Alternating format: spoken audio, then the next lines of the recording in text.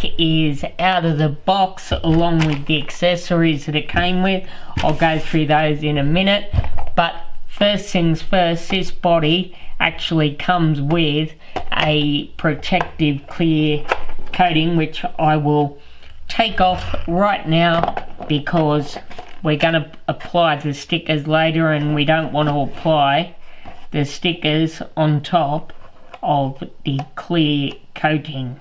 Here we go, guys. Clear coating is coming off.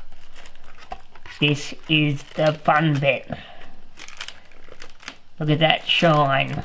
Get it off the front too so it doesn't rip in any way. Here we go. Oh yeah.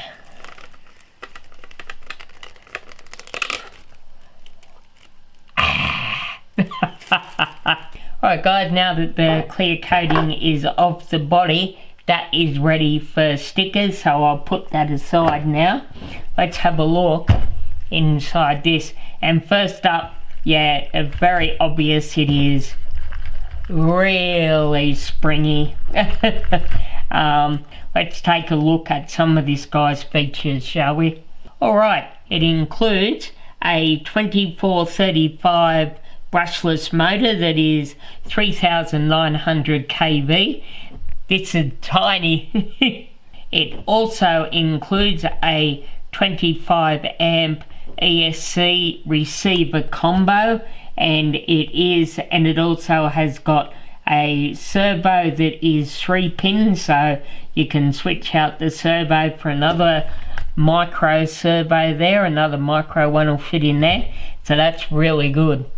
The wheels on this car are not actually held on with hexes but with screws, but you can get upgraded universal joints that include the screw-on portion, so you can turn it into a hex.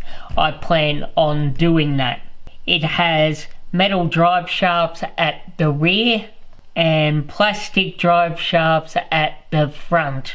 And wheelie bar is now installed. Easy installation, just remove these 4 screws, pull the back portion that is on there off, replace it with this back portion, put the 4 screws back in, and 2 screws holding this little horizontal bar here. Easy. So there you have it guys, here's my HBX 16889A. The stickers are now also on and it looks really, really cool. Great looking buggy, looking forward to using it.